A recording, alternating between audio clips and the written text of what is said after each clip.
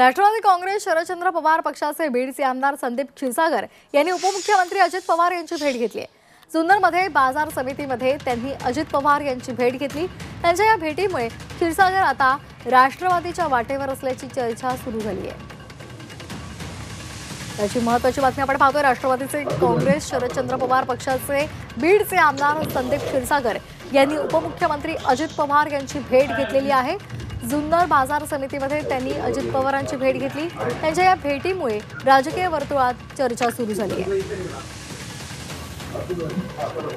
नेमकी या भेटीमागचं कारण काय आहे हे मात्र समोर आलेलं नाहीये। मात्र त्यांनी ही भेट घेतल्यामुळे राजकीय वर्तुळात मात्र आता तर्कवितर्क लढवले जात आहेत। आमदार संदीप क्षीरसागर यांनी अजित पवारांची भेट घेतलेली आहे। जुन्नर बाजार समितीमध्ये ही भेट झालेली आहे। अजित पवारांची नेमकी त्यांनी ही भेट घेण्यामागची नेमकी कारणं काय आहेत ती मात्र समोर येऊ शकलेली नाहीत। मात्र आता शरद पवारांची साथ क्षीरसागर सोडणार का असा प्रश्न आता विचारला जातोय। या संदर्भात अधिक माहिती घेणार आहोत आमचे प्रतिनिधी हेमंत चापुडे यांच्याकडून।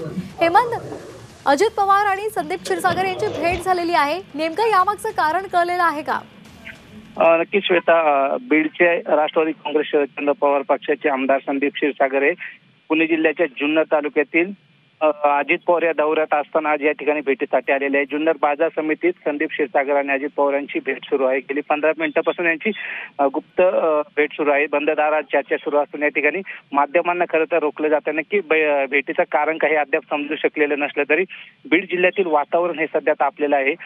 2 दिवसापूर्वी सुरेश दस यांनी धनंजय मुंडे यांची भेट घेतली होती आणि त्यानंतर आता पुन्हा एकदा संदीप क्षीरसागर अजित पवारांच्या भेटीला आलेला आहे। त्यामुळे नक्की बीड जिल्ह्यातलं राजकारण हे ढवळून निघलेलं आहे। नक्की बंद दारात अजित पवार आणि संदीप क्षीरसागर यांच्यात काय चर्चा होते हे पाहणं महत्त्वाचं असणार आहे। श्वेता, अगदी धन्यवाद दिलेल्या या माहितीसाठी।